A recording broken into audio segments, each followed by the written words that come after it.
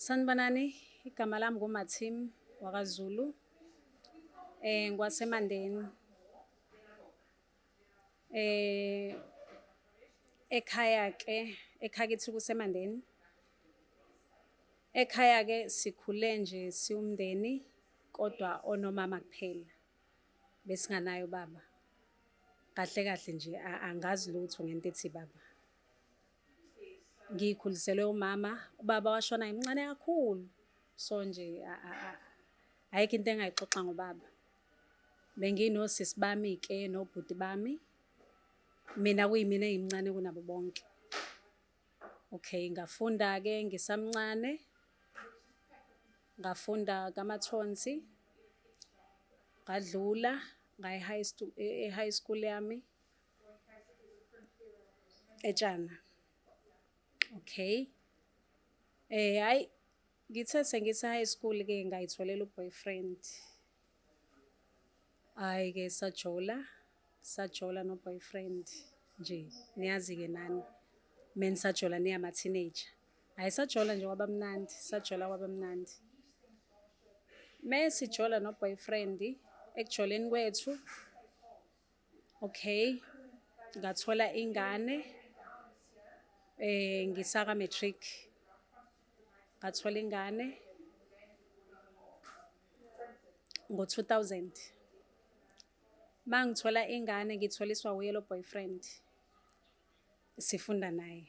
Okay, kwafika isikhathi sokuthi-ke phela siphume la esikoleni. Sihlukane. Masiphuma nomunye abheke le, nomunye abheke le. Okay.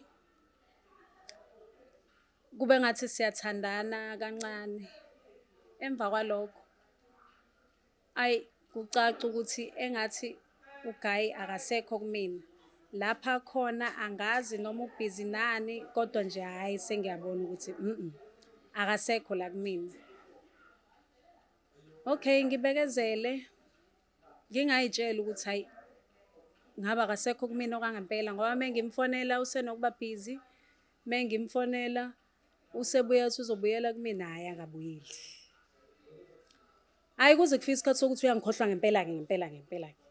Ngibasamfonele, hhayi akasangitholi.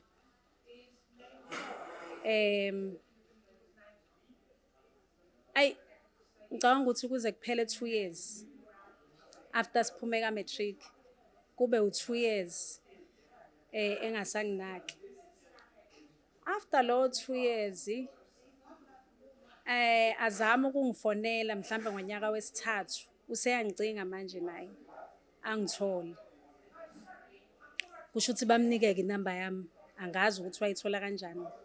Kanti uzophelelwa umsebenzi lapha asebenza khona. Hhayi abuye-ke eze emakhaya. Hhayi kube ngathi uyazendlala-ke axolise kodwa angangitsheli lutho nje. Axolise ukuthi ubengasasifoneli nengane kanjani. Hhayi okay, nami vele phela ngisamthanda umuntu wami. Hhayi sithandane futhi kube mnandi. Hhayi sithandane kuze athole omunye umsebenzi-ke. Ngawo lo nyaka okay, kwase kunyaka ka-4 ebuya. Athole umsebenzi lana-ke manje. Ethola umsebenzi, kucaca ukuthi manje usefuna i-relationship yethu iye kwenye i-level. Ahamba ayolobola ekhaya. Hhayi ngibe umakoti. Hhayi sithathe ingane yethu-ke sihlale naye. Angicela ukuthi ngizohlala kubo, ngizosiza uma wakhe njengomakoti. Hhayi nangempela ngihambe ngohlala kubo kaGayi nomntanami. Ngithi wayena ngaki lapho. Wayena 3 years. Wayesena 4 years lapho. Ngihambe ngiyohlala kubo kaGayi nomntanami. Bavume-ke nasekhaya bangabi nankinga ngoba wayethembisa ukuthi hhayi sizokwenza yonke into ngibe umakoti ngokuphelele. Hhayi ngihlale kubo kaGayi. Mangifika kubo kaGayi khona uma wakhe, umamezala wami. Nakhona ubaba akasekho. Abanayo ubaba. Nosisi-ke bakhona. Kugcwele amantombazane. Hhayi abafana bekho. Kusho ukuthi kwakuyena yedwa umfana. Hhayi ngihlale-ke khona kube mnandi. Umamezala engikhonzile. sizwana nomamezala singamathe nolimi. Hhayi osisi sizwana nje oSqueezer, niyazi-ke nani amantombazane. Kuhambe kube ngathi kuyashintsha. Kanti umamezala uzodlula emhlabeni. Ashona umamezala. Kusale labo sisi la ekhaya. Kube ngathi bayashintsha osisi. Sisa-right nomyeni wami nje. Sikwenye i-level manje kamakoti nomkhwenyana. Sixoxa into yaphambili kuphela. Kube ngathi osisi manje bayayishintsha lento uqala oyedwa. Ngimbone engathi hhayi engathi asisahoshelani kahle nogele. Kodwa ngizama ukumziba phela ngisemzini angithi. Engathi nengane yami manje usenakho nje ukuyikhaca ngazi kanjani. Mayidlala ney'ngane zakhona. Hayibo, ingane yami isilokhu izongiriphothela ngivele ngithi ihlala endlini. Ngisho kubani yena? Uyayazi nawe ingane uzothi ihlala endlini manje uzoyibona isiphumile. Ngithi yazini angangena indaba zey'ngane.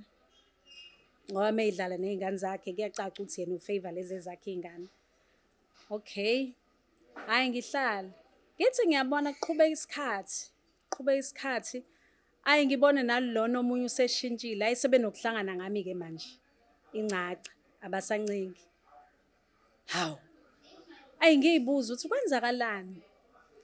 Ngiyibuza bani? Ngoba ngibuza mina angiphendulwa umuntu. Angikwazi futhi nokutshela lo wakubo wabo. Ngoba ayikho into ephathekayo kahle kahle. Kodwa mina ngiyabona ukuthi kwenzakalani. Kodwa ngazi ukuthi ngizothi mengiqala ngimtshela ngizothi kwenze njani. Ngizothi bangishintshele benzeni. Uyayibona nje leyo nto. Ngihlala emzini nomuntu. Ebese kuba-ke nomngani wabo-ke abasebenaye.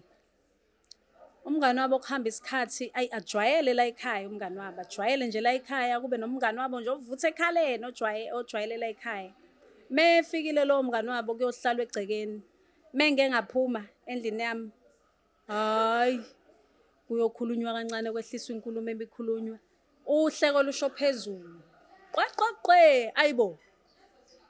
Ngibona ukuthi yabona zilima kumina-ke la. Ngithule ngivala umlomo phela ngisemzini nomuntu. Ngingenele endlini. Ma kukhona into engithuma phandle ngiyobalisa wema ngenhliziyo ngithi wema ngizophuma kanjani lamantombazane phela ngiyabona ukuthi kukhulunywa ngami la. Ngiyabona ukuthi nje nalogele hayi kusho ukuthi utsheliwe ngami engabe utshela ukuthina ngazi. Ngiyibuza ukuthi kwenzakaleni kenzeni kulamantombazane ayangazi. Kusho ukuthi-ke sasisebenzisa i-bathroom eyodwa yasendlini enkulu. Mangiphuma la endlini yami ngiye e-bathroom. Engabe ugele wangilandela mangiye e-bathroom noma nje kwenzeka sahlangana. Sivele sihlangana e-passage siphambana. Akangigudluzanga kanje ugele. Ngacishe ukuvuka phansi. Ngazibamba ngezwe ukuthi yabo manje kuthi angimbambe ngimlahle phansi ngoba kahle sebengimela. Yabona umuntu mase kumela kwase ukuthi nje ngimbambe ngimlahle phansi. Ngabona ukuthi ngoba ngisemzini nomuntu angimiyeke ngizohlawula inkomo engabe imbuzi angazi. Ngihambe ngiyoyivalela endlini yami. Ngikhale ngiyithulise. Ilapho-ke engakwazi ukutshela khona umyeni wami ukuthi hayibo phela sekunesimo esikanje. Angithi bengihlale ngingazi ukuthi manje ngizomtshela kanjani lento. Angikwazi ukuvele ngithi osisi bakho sebengishintshela. Ngavele ngamtshela ukuthi yazi ukuthi kunosisi ohlala efika la. Ambuze ukuthi ubani. Ngisho ukuthi uZanele umngani walaba. Athi ngimtshela ukuthi lo sisi mefikile osisi bakho nje banokungishintshela angazi kanjani. Kwangathi manje indaba intsha ingathi bangishintshela ngoba sekujwayele lo sisi kanti vele kade ngababona ukuthi benginqena ukuthi angazi indaba ngizoyiqala kanjani. Ngimlo ngithi makufike lo sisi nje okuthiwa uZanele osisi bakho banokungishintshela kube ngathi bahleba ngami bahleke kakhulu mangiphuma egcekeni mangena endlini bayixoxela indaba zabo kodwa mengeke ngaphuma ngize ngisabe ngisho ukuphuma. Ke namhlanje-ke ngithi ngiye e-bathroom ke lo Zanele wakhona wacisha ukungilahla phansi. Yaqala umyeni wami athi hayibo usho kanje iqale nini lento ngithi mina ujwayele nje ukufika la ekhaya kodwa hhayi namhlanje ucishe wangilahla phansi-ke siphambane ephasseji. Hawu, hhayi umyeni wami athi hhayi uzobakhuza. Kusho ukuthi-ke athi usayoba ne-meeting nabo-ke, afike abadiscipline. Abuye-ke azongitshela ukuthi hhayi-ke usekhulumile nabo, ahlele nje usuku wayengasebenzi. Abuye azongitshela ukuthi hhayi usekhulumile nabo. Ethi hhayi asibabuke-ke manje ukuthi benza kanjani. Hhayi, nami ngihlale ngilindele, ngibabuke ukuthi benza kanjani. Bake bayekani ugele, abaze bayeke baqhubeke. Nalo Zanele ulokhu uyafika la, kulokhu kwenzeka into efanayo. Ngimtshele mina ukuthi hhayi bo, ngimbuze, ukhulumile nje nosisi bakho? Athi hhayi ukhulumile. Ngithi mina yindaba pho bengashintshi nalo Zanele yindaba ulokhu efika la. Ukhuluma ukuthini nabo kahle kahle? Ngoba lo Zanele wakhona akashintshile.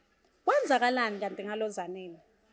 Aqale manje umyeni wami avume ukuthi kahle kahle lo Zanele ngesikhathi engekho esasebenza le wayethandana nalo Zanele.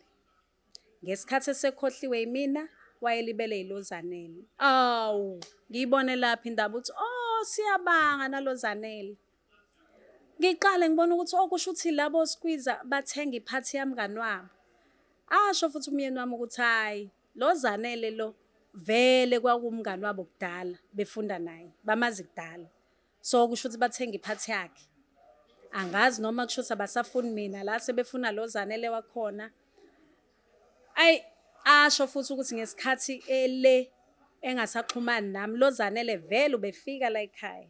Ngiqale ngibone lapho ukuthi okay, indaba yonakale lapho. Lo Zanele lo kusho ukuthi mina sengimvimbele la. Lo Zanele ufuna ukungena la ekhaya. Hhayi axoliseke kodwa umyeni wami.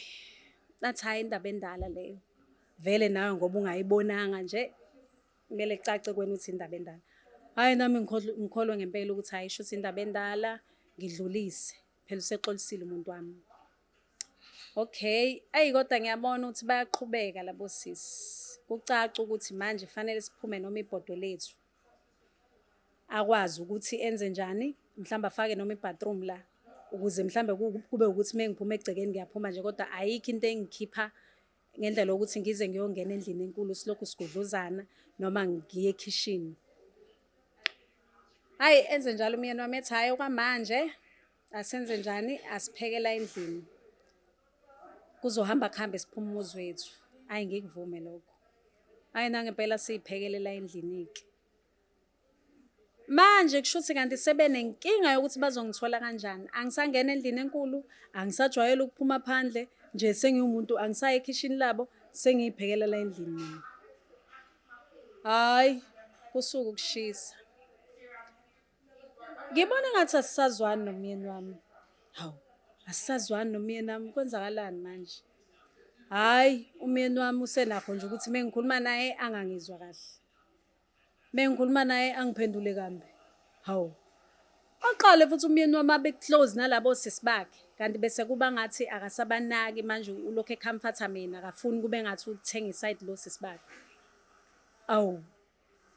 Ingimangaze lento. Ingiphathe kambi ukuthi hawu wase bakuhloza kangaka nosisi bakhe. Mebuye emsebenzini manje usehlala nosisi bakhe kakhulu abuyela endlini eseza ngokuzolala. Kwenzakalani? Hayi kanti angibuzanga elangeni. Usazoqala ukungishaya-ke manje. Bekusancane lokhu ukuthi singaxoxa. Ngithi ngimbuza noma yini nje. Avuke ngolaka. Acishe ukungishaya. Ayibo nginothise lento ukuthi hayibo. Nangu umuntu ecishe ukungishaya.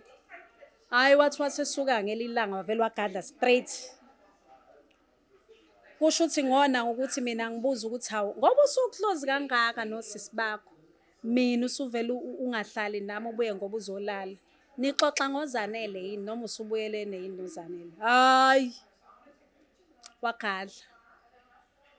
Akangibhaxanga kanje umyeni wami. Hayi. Ngithi into engizoyenzani njani le? Ngithule ngoba ngangimthanda. Kuthi angisho ekhaya ngoba phela ngiyayiqala lento. Kuthi hayibo. Nakho ngishawa umuntu wami manje kuthi angisho ekhaya. Ngibuye ngithi hayi angibekezele mhlawumbe usazoba right. Ngihlale. Hhayi ngelinye ilanga wakwangishayela ukuthi nje iy'cathulo zakhe akay'boni. Hawu, iy'cathulo awuy'boni? Ngithi mina yibo iy'cathulo awuy'boni kanjani? Zicinge iy'cathulo, wangivathela nje ngempama nje esikhaleni. Hawu, impama manje sengishawelana. Lapho engabona khona ukuthi hayi ngeke lento ngeke ngisayimele. Ngabona ukuthi okulandelayo la ngizolimala. Ayi ngithi ukuthula futhi nakhona kuze kufone uma wami ekhaya. Wayengajwayeleka ukufona uma wami. Kodwa nje khona lapho kanti ngangingekho right ngalezo y'nsuku. Angifonele uma wami, angizwa ukuthi angikho right. Wanede wathi uyabuza uma wami ukuthi yini kwangathi awukho right, ngavele ngasidinda straight.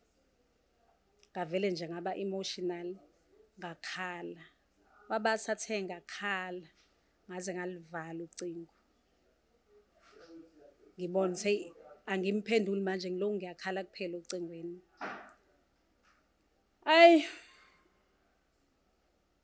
angabuyeli kumina uma wami. Kusho ukuthi engabe wayengilindile ukuthi kuze kwehle leli gwebo. Engibone nami ukuthi hayi akukho right ukuthi ngigcine ngikhala ngangasho lutho. Ngize ngimfonele mina sengibona ukuthi hayi sengi-right. Ngimxoxele-ke isitori sami. Ukuthi hayi kube kanje kanje kanje kanje.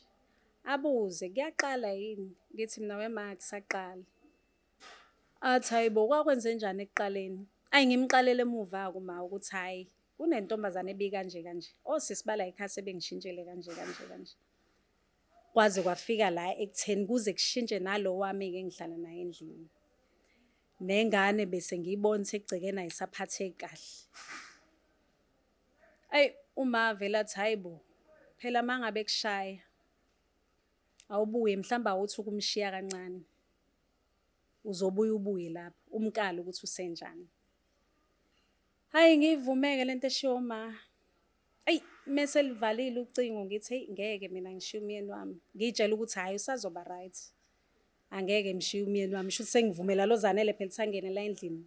Kanjani? Hayi ngihlalele mina endlini yami ngithi hayi umyeni wami uzoba right. Hayi khona ke lapho ephuma emsebenzini nakhona wangaya ke kosisi bakhe ngalelo langa. Wayequmbile nje engakhulumi. Hayi ngona nje ngokumkhulumisa kanti umuntu kushuthi ungicuphile. Angani noma wayengicuphile noma wakwenze njani kodwa nje kushuthi ngona ngokumkhulumisa mina. Hayi mangimkhulumisa uGayi avuke ngolaka. Ayi ngithi ngiyampholisa hayi adlobe adlule mina ke manje. Okuyimina ngabe ngiyadloba. Hayibo. uGayi kucaca ukuthi ke manje ukhiya isicabha uthi hayi kushuthi mina sengiyindoda ngifuna ukumshaya. Hawu. Kanjani ngonengani? Athi nje indlela okhuluma ngayo nami wena kushuthi uyindoda nje uzongishaya. Asivele sishayane. Sishayane kanjani? Umuntu wami nje wena silwelane kahle kahle ngi-understand ukuthi silwelane. Hayi wabelifaka iqupha. Ngathi ngithi iqupha hayi wabelifaka unyawo. Lapho ukhile endlini. Akekho umuntu ozongilekelela ngaba sakhale lutho. Kwazwa ngiyeke ngoba esethanda. Waphuma wahamba. Hayi ngivele ngifonele ekhaya ke manje. Nakhona ngifona ngokuntshontsha usaphumile. Ngifonele ekhaya. Ngitshela uma ngimtshela ukuthi hayi akangatsheli umuntu ngimtshela ukuthi hey angishawanga kanje. Angishawanga kanje ngimqalele phansi isitori sonke ukuthi hayibo ngashawa ngize ngatshela ukuthi ngiyindoda. Asivele sishayane. Ngamtshela uma uthi hayi bengithi uyadlala. Ngambona umuntu efinqa iqupha. Angani noma besebona indoda noma besebonani hayi wangishaya. Wathi uma abuya. Ngathi hayi okay ngiyabuya. Ngibuyaphi? Ngoba wabuya wazongithoba. Nakhona lokhu kungithoba kwakhona uthi ngingaye emaphoyiseni. Angani noma ungithobela ukuthi ngingaye emaphoyiseni ngingambophisi. uyangithoba, uyambona nje ukuthi nakhona hhayi ukuthi lo muntu ngithoba ngothando. Hhayi, angithi ngikhohlisa uma ngathi ngiyeza. Ngakusasa ngabona uma kusho ukuthi seqasha imoto, ngabona kufika imoto izongilanda. Meyizongilanda bamfonela wayesemsebenzini, bamfonela uma wathi hhayi usayongithoba uma ngizobuye ngibuye. Hhayi kabi, akamphuci. Hhayi wangithatha kuma sahamba-ke saya ekhaya. Mesihamba siya ekhaya, hhayi uma afika ngithobeka ngithobe kahle. Hhayi mese ngisekhaya futhi lo muntu uyafona uba ulavidavi, angisazi manje ngiyadideka. Ayi nami ngize ngilingeke-ke phela ngihambe ngisamthanda, kuwukuthi bengisacikekile nje sengibona ukuthi hhayi engathi akusahambi kahle. Hhayi size sivumelane ngokuthi azongilanda naye-ke manje ekhaya. Uye lo waphinda angilande ekhaya. Siphinde siye ekhaya kubo. Hhayi mesifika kubo, kube ngathi kumnanjana futhi ngalezo y'nsuku. Hhayi kuphinde kusuke ukushisa, angazi kwase konakelephi, kuphinde kusuke ukushisa, sixabane kushunquthule. Ngingasazi manje ukuthi futhi konakelephi. Hhayi ilapho engahamba khona-ke bakithi. Sengibona ukuthi okulandela la ngizofa ngishiye umntanami. Ngathatha imithwalo yami ngabuyela ekhaya. Nga-decide ukuthi hhayi ake ngibuyele ekhaya. Mhlambe sekubuye kulunge ngesinye isikhathi. Angazi kobe kwenze njani kodwa nje lapho engathatha khona imithwalo yami ngabuyela ekhaya. So engikushoyo-ke bakithi, ngithi mina bantu besifazane, uma kuwukuthi uyabona ukuthi umuntu wakho useqala ukufaka isibhaxu, ayi sheshe uqhele noma umshayise ngomoya kodwa kumele kube khona into oyenzayo, ungalokhu ukhamisile. Ngoba ngelinye ilanga lesibhaxu siqala kancane, uqala ngempama, eze ngesibhakela, eze ngonyawo. Okulandelayo uyakulimaza, okokugcina uyakubulala. Elami lisho njalo ukuthi uma ubona umuntu wesilisa eseqala ukungakuphathi kahle futhi esekubeka isandla, hhayi-ke lapho kusuke sekuwesi. Mese kubeka isandla, baleka ngey'nyawo zombili. Ungalindi ukuthi kuze kuthiwa rest in peace. Ngoba hhayi, siyabavalelisa odadewethu la. Inkinga isuke iqale kancane kanjalo. Nami ngaphunyuka kanjalo-ke emlonyeni wengwenya. Ngahlukana nomendo wami engangisawuthanda. Ngabuya ngaba umabuya emendweni. Angibanga nandaba-ke kodwa. Ngabona ukuthi akusizi ukujabulisa abantu engathi ngi-happy emendweni wami. Kanti nginenkinga, abantu balokhu bethi usemzini wakhe, kanti angikho happy ngobuya ngebhokisi. Ngathi hhayi kungcono ngibe umabuya emendweni. Onendlebe-ke uzwile, kakhulukazi bantu besifazane.